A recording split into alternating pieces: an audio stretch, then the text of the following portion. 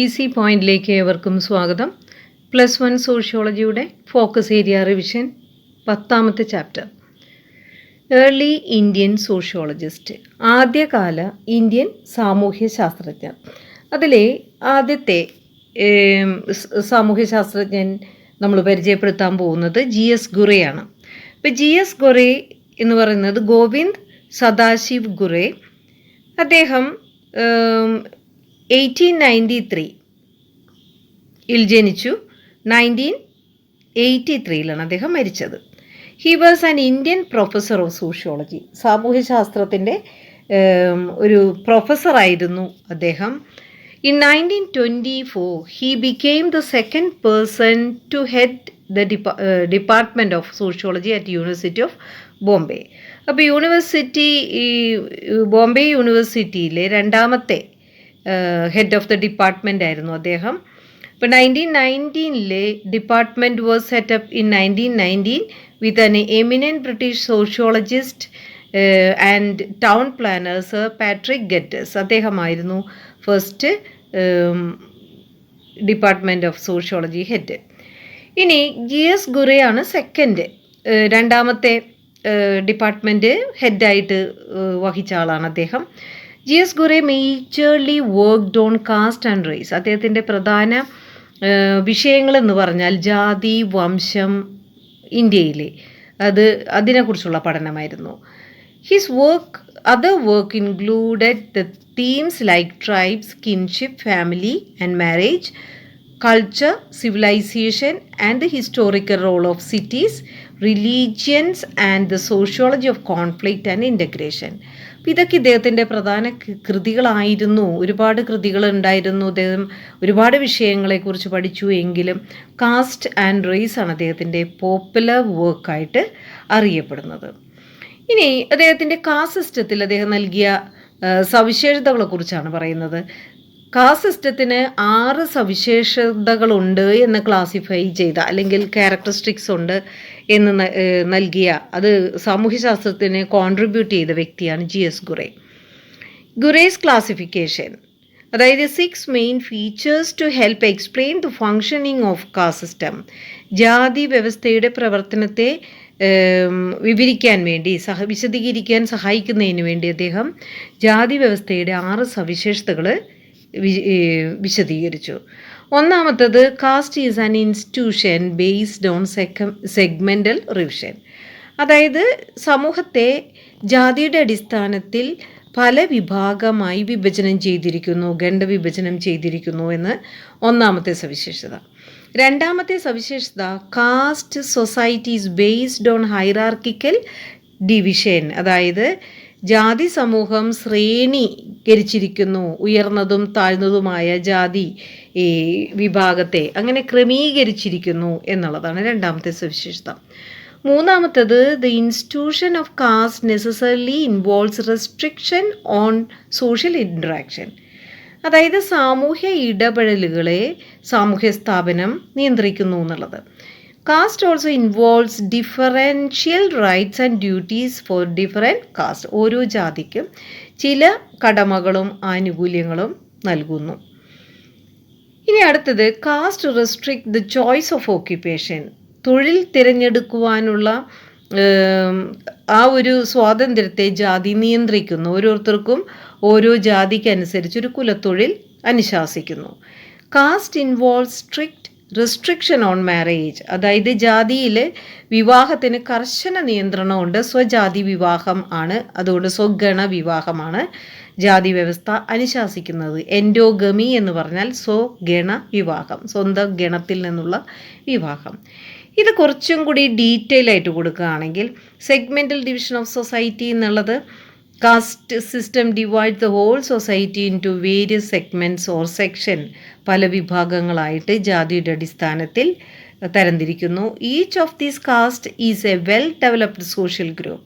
ഇപ്പോൾ ഒരു വിഭാഗം, ഇപ്പോൾ ഒരു നായേഴ്സ് എന്ന് പറയുന്നത് ഒരു വിഭാഗം, അല്ലെങ്കിൽ മറ്റു ബ്രാഹ്മിൻസ് എന്ന് പറയുന്ന മറ്റൊരു വിഭാഗം. ഇപ്പം ഇങ്ങനെയുള്ള ഓരോ ജാതി വിഭാഗവും മേൽജാതി കീഴ്ജാതി അനുസരിച്ചിട്ട് അവരൊരു സെപ്പറേറ്റ് സോഷ്യൽ ഗ്രൂപ്പായിട്ട് തിരിച്ചിരിക്കുന്നു. The members of which is fixed by birth. അതിലെ അംഗത്വം, ആ ജാതി വിഭാഗത്തിലെ അംഗത്വം കിട്ടുന്നത് ജന്മനാ തന്നെയാണ്, മാതാപിതാക്കളുടെ ജാതി തന്നെയാണ് കുഞ്ഞുങ്ങൾക്കും ജനിക്കുമ്പോൾ തന്നെ കിട്ടുന്നത്.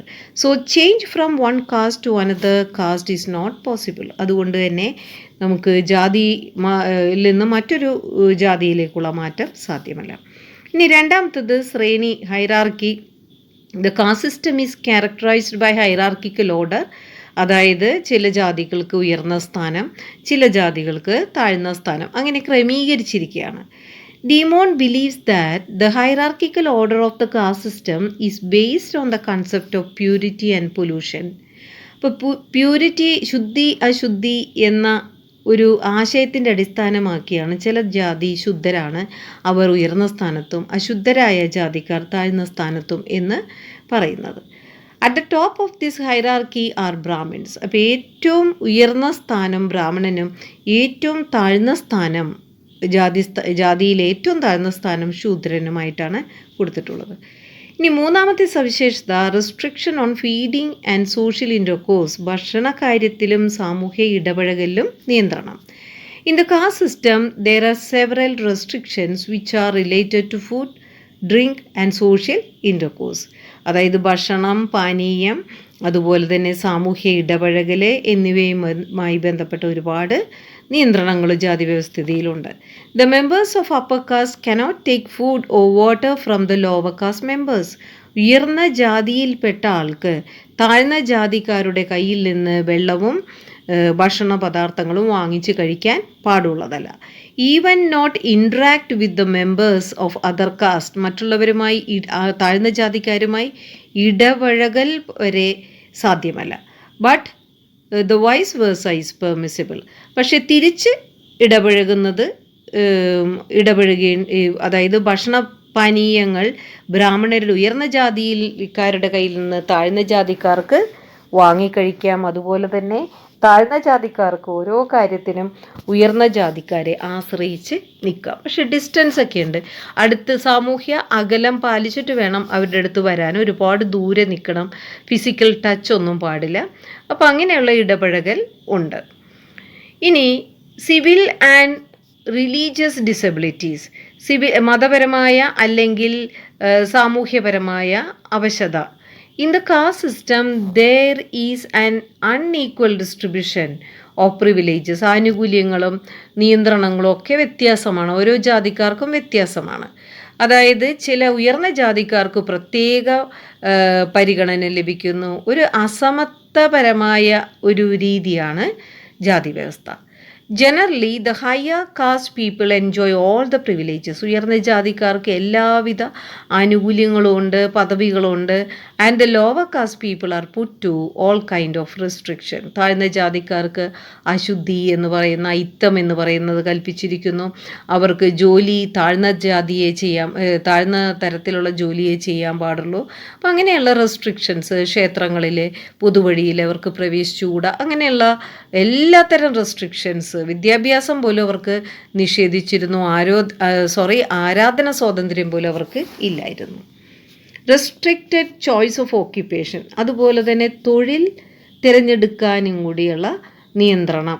അപ്പോൾ ഓരോ ജാതിക്കാർക്കും അവരുടേതായ കുലത്തൊഴിലുണ്ട്, ട്രഡീഷണൽ ഓക്യുപ്പേഷനുണ്ട്. അതാണ് അവർ പിന്തുടരേണ്ടത്. ജനിക്കുമ്പോൾ തന്നെ നിശ്ചയിച്ചിട്ടുണ്ട് ഒരാളുടെ കുലത്തൊഴിൽ എന്താണ്, അയാളുടെ ജാതിയിൽ ഏതാണ് അയാളുടെ കുലത്തൊഴിൽ, അതാണ് അവൻ പ്രാക്ടീസ് ചെയ്യേണ്ടത്.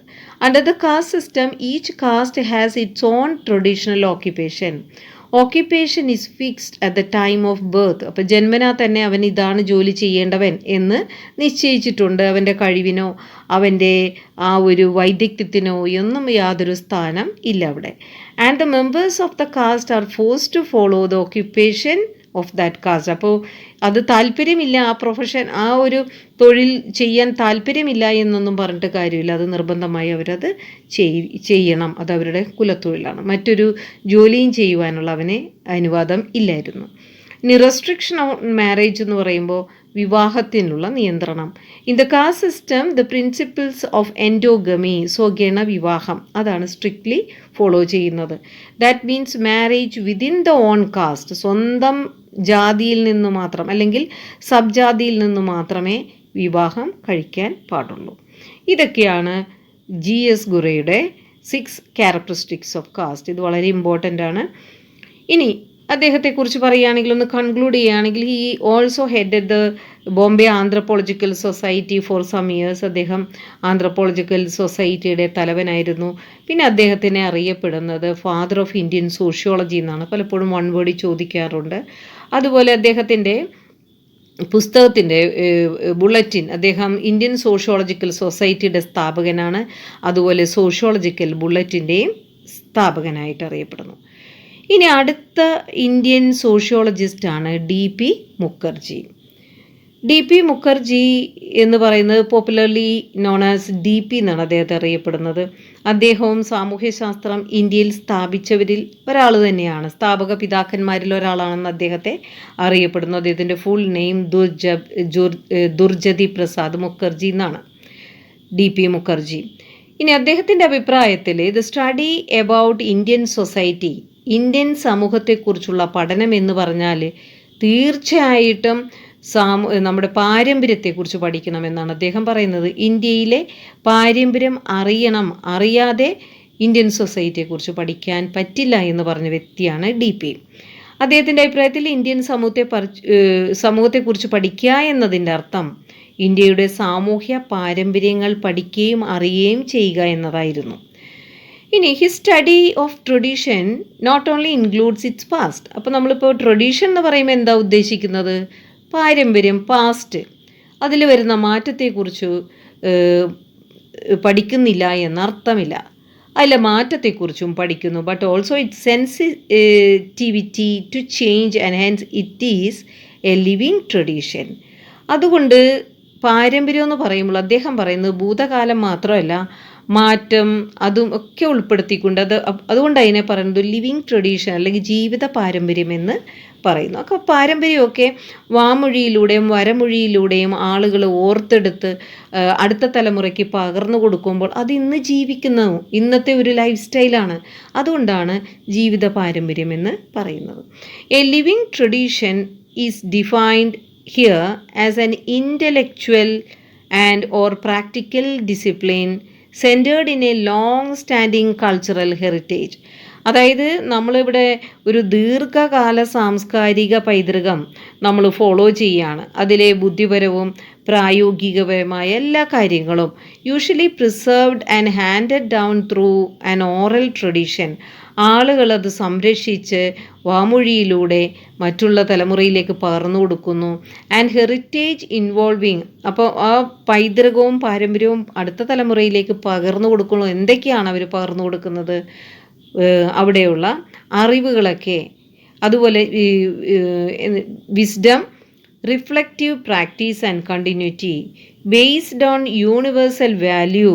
അതായത് മറ്റുള്ളവരിലേക്ക് കൊടുക്കുമ്പോൾ അവിടെ അന്നത്തെ കാലത്തുള്ള ആ പരിശീലനം, അതിൻ്റെ കണ്ടിന്യൂവേഷൻ, പിന്നെ സത്യം എന്താണ്, നന്മ എന്താണ്, സൗന്ദര്യം എന്താണ് എന്നിങ്ങനെയുള്ള മൂല്യങ്ങളെയൊക്കെ ആണ് അടുത്ത തലമുറയിലേക്ക് ലിവിങ് ട്രഡീഷൻ എന്ന് പറയുമ്പോൾ പകർന്നു കൊടുത്ത് അത് പിന്തുടരുന്നത്.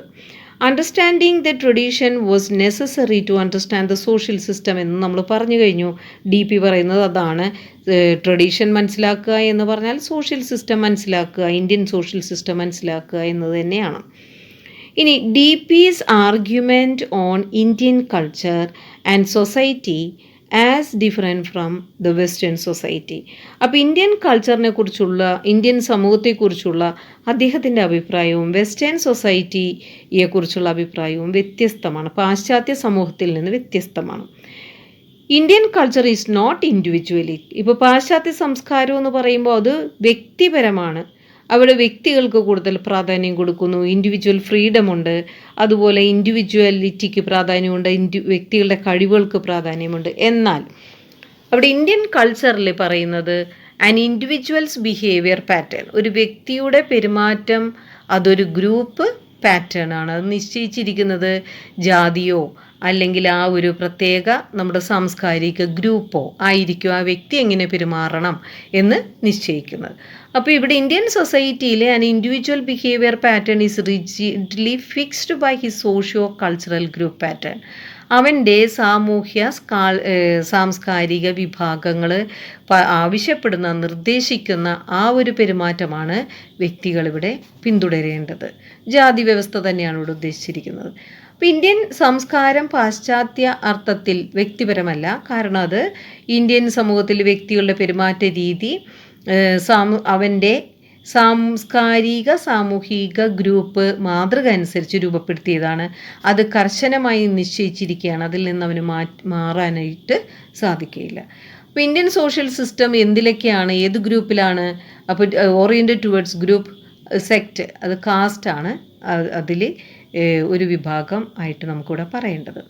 ഇനി traditions come from the same root and are transmitted to the next generation. പാരമ്പര്യം അപ്പാടെ തന്നെ നമ്മൾ പാസ്റ്റിൽ നിന്നെടുത്തിട്ട് അടുത്ത ജനറേഷനിലേക്ക് കൊടുക്കുന്നു. അപ്പോൾ എന്തെങ്കിലും ചെറിയ മാറ്റങ്ങളൊക്കെ വരുന്നുണ്ട് എങ്കിലും പാരമ്പര്യം ആരും മറക്കുന്നില്ല. Traditions are strongly rooted in the past and are kept alive through repeated recalling. അത് വീണ്ടും വീണ്ടും ആവർത്തിച്ച് പറയുക, അല്ലെങ്കിൽ റീടെല്ലിംഗ് ഓഫ് സ്റ്റോറീസ് ആൻഡ് മിത്സ്. അതൊക്കെ ഇന്നിപ്പോൾ നമുക്ക് അറിയാം. നമ്മുടെ പുരാണങ്ങൾ, രാമായണ കഥകൾ, മഹാഭാരതം, അതിലോരോന്നും ഇന്നും ഓരോ ഇന്ത്യക്കാരനും അറിയാം. അപ്പോൾ അതുകൊണ്ട് തന്നെ അത് പാരമ്പര്യം നമ്മൾ ഇന്നും കാത്തു സൂക്ഷിക്കുകയാണ്. അത് ഓർമ്മപ്പെടുത്തലിലൂടെയും വായനയിലൂടെയും അല്ലെങ്കിൽ പുനർവായനയിലൂടെ അത് ലിവിങ് ട്രഡീഷനായി മാറിക്കൊണ്ടിരിക്കുന്നു. അതുപോലെ ലിങ്ക് ടു ദ പാസ്റ്റ് എന്ന് പറയുമ്പോൾ does not mean that tradition does not allow change. ഇപ്പോൾ നമ്മളിപ്പോൾ പാരമ്പര്യം എന്ന് പറയുമ്പോൾ പണ്ട് കാലത്ത് തുടർന്ന് അതേപോലെ തന്നെ തുടരണം എന്നൊന്നും നിർബന്ധിക്കുന്നില്ല. ചെറിയ മാറ്റങ്ങൾ നമ്മുടെ സൊസൈറ്റി മാറുന്നതനുസരിച്ച് അതിൽ ചില അഡാപ്റ്റേഷൻസ് ഉണ്ടാക്കാം. അതായത് എന്തെങ്കിലും ഒരു മാറുന്ന സാഹചര്യം നമുക്ക് വരുത്താം, എങ്കിലും നമ്മൾ ട്രഡീഷൻ അപ്പാടെ മാറുന്നില്ല. It just indicate that a process of adaptation to change through internal and external sources. പലപ്പോഴും നമുക്ക് ഇൻറ്റേർണൽ സോഴ്സസ് എന്ന് പറയുമ്പോൾ നമ്മുടെ ഉള്ളിലുള്ള നമ്മുടെ സൊസൈറ്റിയുടെ അകത്തുള്ള ചില കാര്യങ്ങൾ, എക്സ്റ്റേണൽ സോഴ്സസ് എന്ന് പറഞ്ഞാൽ ബാഹ്യശക്തിയുടെ ഇടപഴകലിലൂടെ നമ്മുടെ കൾച്ചർ. ഇപ്പോൾ ഇവിടെ നമുക്ക് ഉദാഹരണം പറയുകയാണെങ്കിൽ നമുക്ക് ബാഹ്യശക്തി എന്ന് പറയുമ്പോൾ കൊളോണിയൽ പീരീഡ് നമ്മുടെ വിദേശ ശക്തികൾ വിദ്യാഭ്യാസം, വെസ്റ്റേൺ വിദ്യാഭ്യാസം നൽകിയതിലൂടെ കുറേ കാര്യങ്ങൾ മാറ്റപ്പെട്ടു.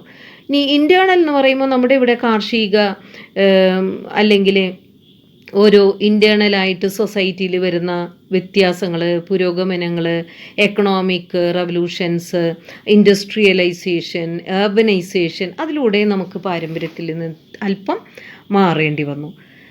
ഇനി വെസ്റ്റേൺ കൺട്രീസിലെ ഇൻറ്റേർണൽ സോഴ്സ് എന്ന് പറയുന്നത് ഇക്കോണമി തന്നെയാണ്, അവരുടെ സമ്പൽ വ്യവസ്ഥയിലെ മാറ്റമാണ്. അപ്പോൾ ഈ ഗ്രാമീണ സമൂഹം മാറി അവിടെ വ്യവസായ സമൂഹം വന്നു. അപ്പോൾ അവിടെ വല്ലാത്തൊരു മാറ്റം സംഭവിച്ചു. ഇനി ഇന്ത്യയിൽ എങ്ങനെയാണ്? In the case of India അവിടെ എക്കണോമിക് സോഴ്സസ് അല്ല അവിടെ മാറ്റത്തിന് കാരണമാകുന്നത്. In the case India most sources of change are derived from non economic sources ആണ്. അപ്പോൾ അവിടെ എക്കണോമിക് അല്ലാത്ത റിസോഴ്സസ്, അത് പ്രത്യേകിച്ച് നമ്മുടെ വാല്യൂസ്, കസ്റ്റംസ്, അതാണ് അതിലൂടെയാണ് നമ്മൾ മാറ്റത്തിന് വിധേയമാകുന്നത്. നമ്മുടെ വാല്യൂസ് മാറുന്നു. അപ്പോൾ ഇതൊക്കെയാണ് internal and external sources of the change. ഇനി DP's ഗ്രേറ്റസ്റ്റ് കോൺട്രിബ്യൂഷൻ എന്ന് പറഞ്ഞാൽ ട്രഡീഷൻ തന്നെയാണ്. നമ്മളിപ്പോൾ പറഞ്ഞു, അതുമായി ബന്ധപ്പെട്ടാണ് അദ്ദേഹം സോഷ്യൽ ചേഞ്ചിനെ അനാലൈസ് ചെയ്തത്. ഇനി അദ്ദേഹം പറയുന്നത് ഇന്ത്യൻ സോഷ്യൽ റിയാലിറ്റി എന്ന് പറഞ്ഞാൽ അത് സ്പെഷ്യൽ ട്രഡീഷനാണ്, special symbols and special pattern of culture and social action. അപ്പോൾ നമ്മുടെ റിയാലിറ്റി ഇന്ത്യ കൾച്ചർ എന്ന് പറഞ്ഞാൽ ഇത് തന്നെയാണ്. ഇന്ത്യൻ പാരമ്പര്യവും അല്ലെങ്കിൽ അതിൻ്റെ രീതികൾ ഇതൊക്കെ തന്നെയാണ്. അപ്പോൾ പാരമ്പര്യം പഠിച്ചാൽ മാത്രമേ ഇന്ത്യൻ സൊസൈറ്റിയെ നമുക്ക് വിലയിരുത്താൻ പറ്റുള്ളൂ എന്നാണ് അദ്ദേഹം പറയുന്നത്. ഇനി അദ്ദേഹം 3 കാര്യങ്ങളാണ്, 3 പ്രിൻസിപ്പിൾസ് ഓഫ് ചേഞ്ചസ് ആണ് അദ്ദേഹം പറയുന്നത്. അതായത് 3 മാറ്റങ്ങൾ, മാറ്റത്തിൻ്റെ 3 തത്വങ്ങൾ. 1 ശ്രുതി, 2 സ്മൃതി, 3 അനുഭവം. ഇവിടെ ശ്രുതി എന്ന് പറയുമ്പോൾ നമ്മൾ കേട്ട് കേൾവിയാണ് ശ്രുതി. ഒരു ശ്രുതിയുണ്ട്, അവിടെ നിന്ന് ആരോ പറഞ്ഞൊരു ശ്രുതി എന്ന് പറയുമ്പോൾ നമ്മളത് കേട്ട് കേൾവി, എവിടെ നിന്നോ നമ്മൾ കേട്ട് അറിഞ്ഞ കാര്യങ്ങളാണ് ശ്രുതി എന്ന് ഉദ്ദേശിക്കുന്നത്. സ്മൃതി എന്ന് പറയുമ്പോൾ നമ്മൾ ഓർത്തെടുക്കുന്ന കാര്യങ്ങളാണ്. സ്മൃതി, മറന്നുപോയ കുറേ കാര്യങ്ങൾ അത് നമ്മൾ വീണ്ടും വീണ്ടും ഓർമ്മിച്ചെടുക്കുന്നതാണ് സ്മൃതി. മറവിയിലാഞ്ഞ് പോയ കാര്യങ്ങൾ റിമെമ്പേർഡ് ചെയ്യുന്നു. അനുഭവം എന്ന് പറഞ്ഞാൽ നമ്മുടെ പേഴ്സണൽ അനുഭവങ്ങൾ, നമ്മുടെ വ്യക്തിപരമായ എക്സ്പീരിയൻസസ്.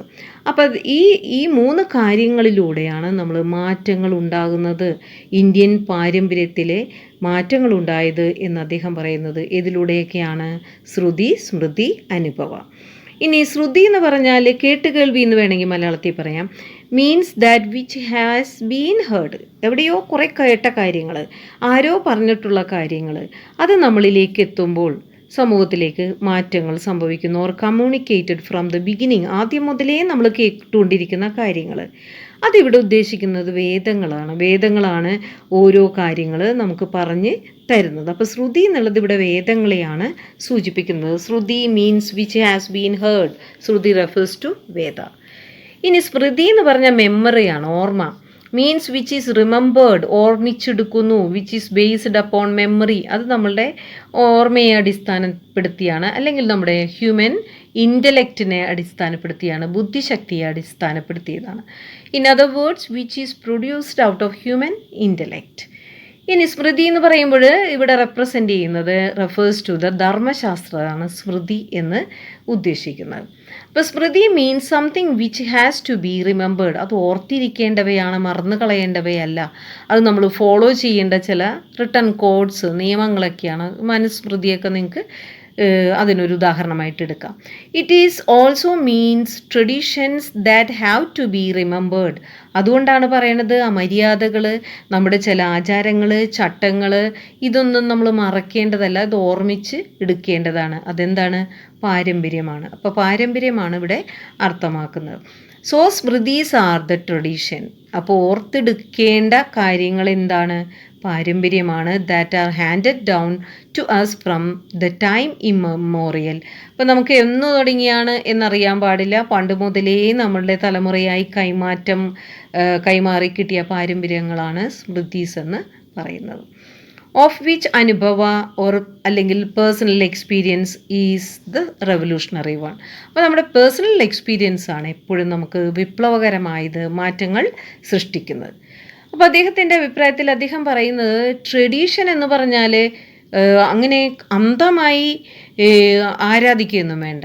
അതിൽ ചില മാറ്റങ്ങൾ നമുക്ക് വരുത്തുന്നതിൽ തെറ്റില്ല. സമൂഹം മാറുന്നതനുസരിച്ച് അതനുസരിച്ച് മാറ്റുന്നതിൽ തെറ്റില്ല. പക്ഷെ തികച്ചും അവഗണിക്കരുത്, നോർ ഇഗ്നോർഡ്. അപ്പോൾ tradition was neither to be worshipped. അങ്ങനെ അന്ധമായി കണ്ണടച്ച് ആരാധിക്കേണ്ടതില്ല, എന്നാൽ അപ്പാടെ അവഗണിക്കാനും പാടില്ല. He is regarded to be the pioneers of living tradition തിയറിയുടെ തുടക്കക്കാരനായിട്ടാണ് അദ്ദേഹം അറിയപ്പെടുന്നത്. അതുപോലെ ഇന്ത്യയിൽ സോഷ്യോളജിയുടെ ഒരു ഡിപ്പാർട്ട്മെൻറ്റ് അല്ലെങ്കിൽ ഒരു സ്റ്റഡി നടത്തുന്നതിൽ ഏറ്റവും പ്രഗത്ഭനായ വ്യക്തിയും അദ്ദേഹമായിരുന്നു. അതുപോലെ അദ്ദേഹത്തിൻ്റെ കാഴ്ചപ്പാട് മാർക്സിയൻ സോഷ്യോളജി ഇൻ ഇന്ത്യ, അതായിരുന്നു അദ്ദേഹത്തിൻ്റെ കാഴ്ചപ്പാട്. ഇനി മൂന്നാമത്തേത് നമ്മുടെ ഇന്ത്യൻ സോഷ്യോളജിസ്റ്റിനെ നമ്മൾ പരിചയപ്പെടുത്തുന്നത് AR ദേശായി ആണ്.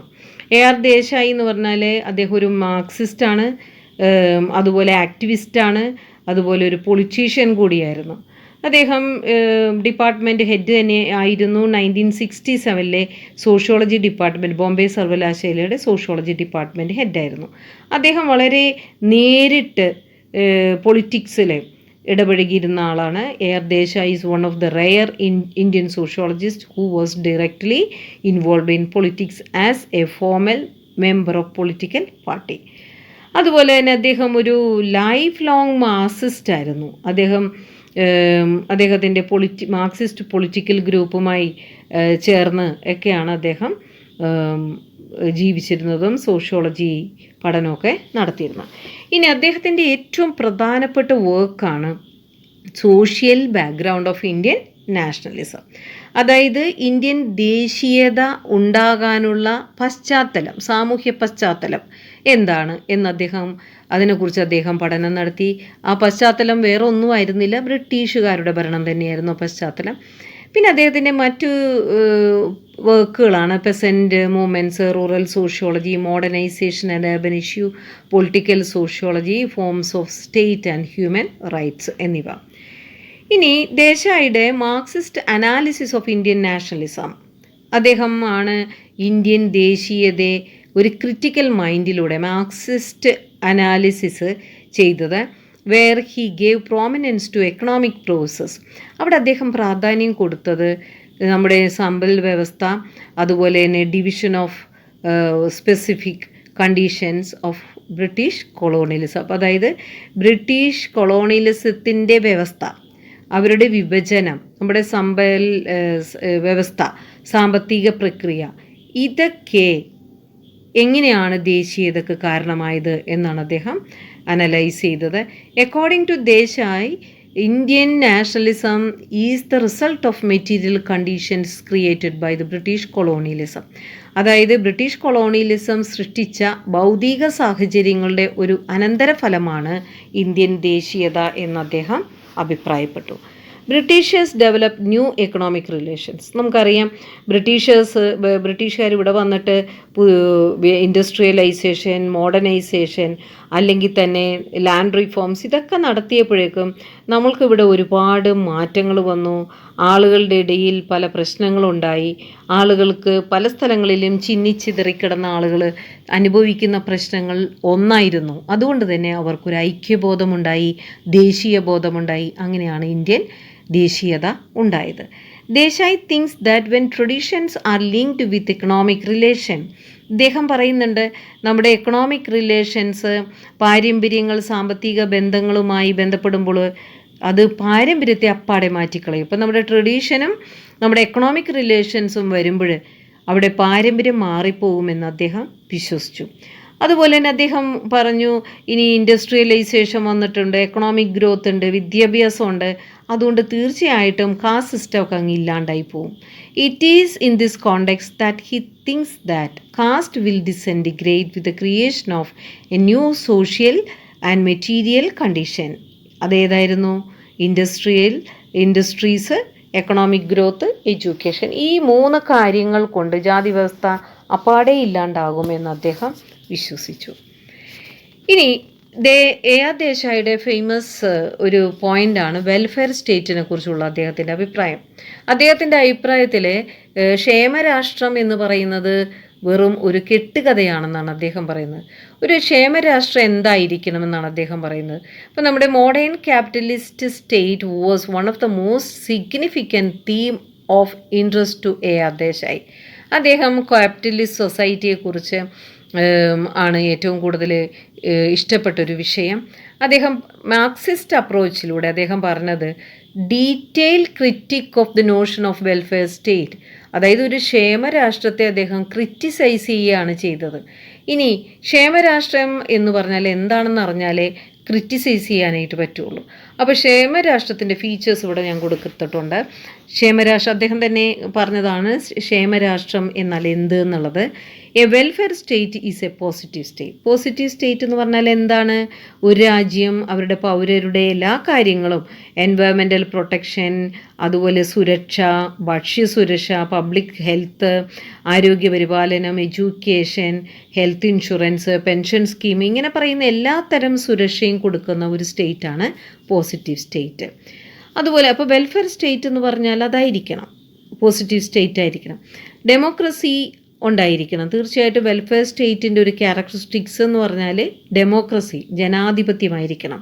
അപ്പോൾ welfare state is A democratic state. അതുപോലെ വെൽഫെയർ സ്റ്റേറ്റ് എന്ന് പറഞ്ഞാൽ അവരെ ക്യാപിറ്റലിസ്റ്റ് മാർക്കറ്റ് പ്രൊമോട്ട് ചെയ്യണം, അത് മാറ്റാൻ പാടില്ല. കാരണം എന്താണ്? എങ്കിൽ മാത്രമേ പ്രോസ്പെരിറ്റി ഉണ്ടാവുള്ളൂ. അതുപോലെ തന്നെ not does it prevent public investment in industry and other field. പ്രൈവറ്റൈസേഷനൊന്നും നിരോധിക്കാൻ പാടില്ല, പക്ഷെ അത് ജനങ്ങളുടെ ക്ഷേമത്തിനായിരിക്കണം, അത് ആ രാജ്യത്തിൻ്റെ സമ്പൽ വ്യവസ്ഥയ്ക്ക് വേണ്ടി ഉപയോഗിക്കുന്നതായിരിക്കണം. അതുകൊണ്ട് വെൽഫെയർ സ്റ്റേറ്റ് എന്ത് ഫോളോ ചെയ്യണം? മിക്സ്ഡ് ഇക്കോണമി ഫോളോ ചെയ്യണം. മീൻസ് ആൻ ഇക്കോണമി വെ both private capitalist enterprises and state honoured enterprises co exist. രണ്ടും കൂടി നല്ല രീതിയിൽ പോകുന്നൊരു സമ്പൽ വ്യവസ്ഥ ഉണ്ടാകണം. ഇതൊക്കെയാണ് ഒരു വെൽഫെയർ സ്റ്റേറ്റിൻ്റെ സവിശേഷതയായിട്ട് കാണേണ്ടത്. Test criteria suggested by Desai against which the performance of welfare state can be measured. അതായത് അദ്ദേഹം ഈ പോയിന്റ്സ് വെച്ചിട്ടാണ് ഇപ്പോൾ വെൽഫെയർ സ്റ്റേറ്റ് എന്ന് പറയുന്ന രാജ്യങ്ങളിൽ ഇതൊക്കെ ഉണ്ടോ, ഇങ്ങനെയുള്ള സവിശേഷതകളുണ്ടോ. എന്നിട്ട് അദ്ദേഹം ചോദിക്കുന്ന ചോദ്യം ഇതൊക്കെയാണ്: does the welfare state ensure freedom from the poverty? അതായത് ക്ഷേമരാഷ്ട്രം ദാരിദ്ര്യത്തിൽ നിന്ന്, അതുപോലെ തന്നെ സോഷ്യൽ ഡിസ്ക്രിമിനേഷനിൽ നിന്ന്, അല്ലെങ്കിൽ എല്ലാ സുരക്ഷകളും ആളുകൾക്ക് ആക്കുന്നുണ്ടോ? അപ്പോൾ ദാരിദ്ര്യം ഇല്ലാതെ ആക്കുന്നുണ്ടോ, അത് വിവേചനം ഇല്ലാതാക്കുന്നുണ്ടോ, ആളുകൾക്ക് സ്വാതന്ത്ര്യം കൊടുക്കുന്നുണ്ടോ, പൗരന്മാർക്ക് സുരക്ഷ കൊടുക്കുന്നുണ്ടോ? ആ ചോദ്യം.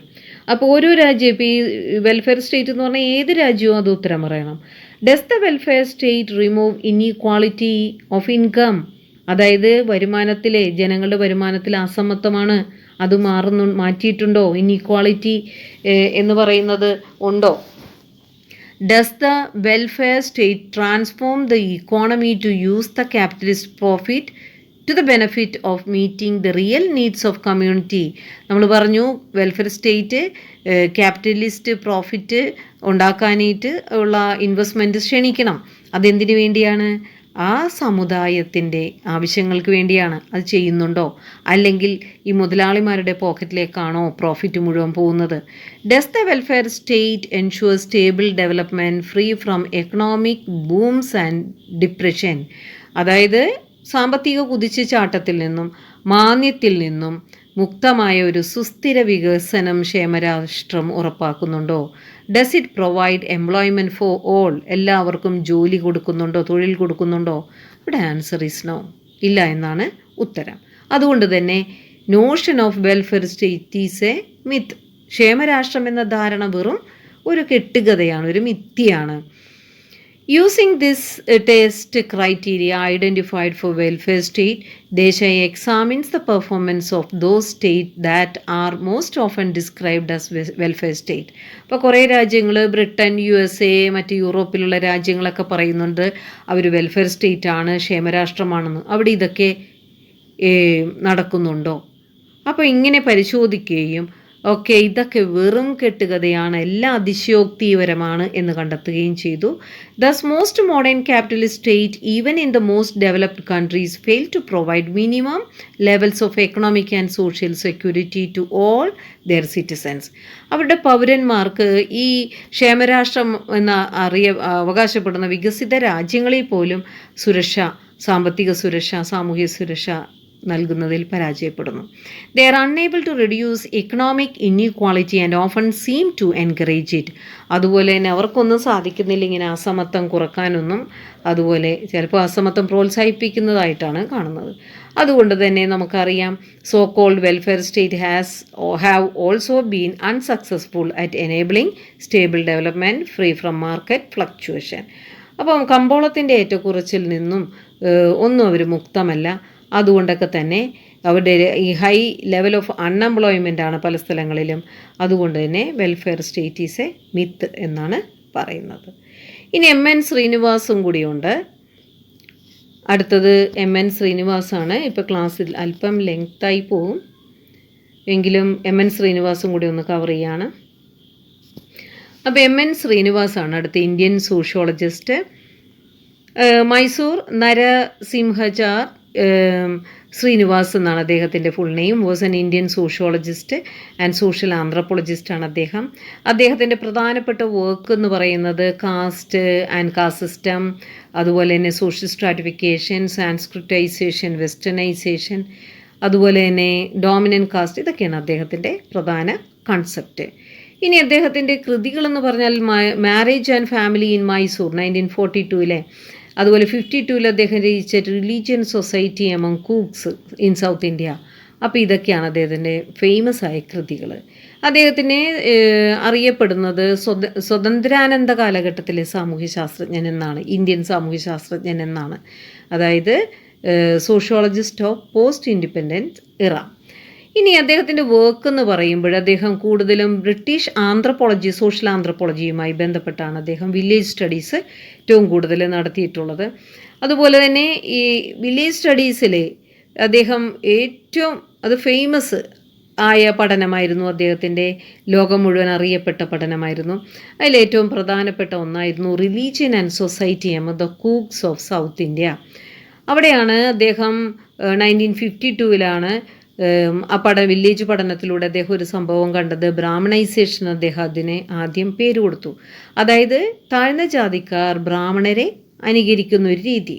Imitating the lifestyle and ritual practice of Brahmins by the lower caste Hindus. അങ്ങനെ ബ്രാഹ്മണൈസേഷൻ എന്ന് അദ്ദേഹം പേര് കൊടുത്തു.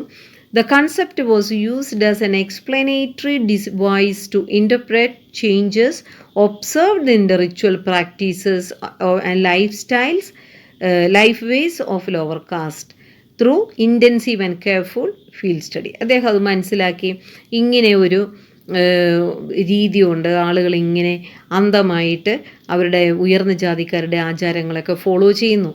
We find a systematic formulation of two concepts of in Srinivas social change. അദ്ദേഹത്തിൻ്റെ social change in modern India എന്ന ഗ്രന്ഥത്തിൽ അദ്ദേഹം 2 ടേമും എക്സ്പ്ലെയിൻ ചെയ്തിട്ടുണ്ട്. അദ്ദേഹം സംസ്കൃതവൽക്കരണത്തിന് ഡിഫൈൻ ചെയ്തിട്ടുണ്ട്. As the process by which a low caste or tribe or other group takes over the customs, rituals, beliefs, ideologies and style of life of a high and in particular a twice born cast.